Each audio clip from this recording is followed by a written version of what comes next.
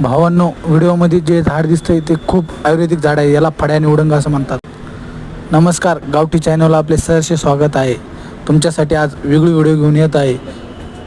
गावाकडले आयुर्वेदिक वनस्पती. हे जे झाड दिसत आहे याला फड्या निवडुंग आणि हिंदीमध्ये नागफणी आणि इंग्लिशमध्ये कॅरेक्टस असं म्हणतात. या झाडाचा उपयोग दमा असलेल्या व्यक्तींसाठी खूप उपयुक्त आहे.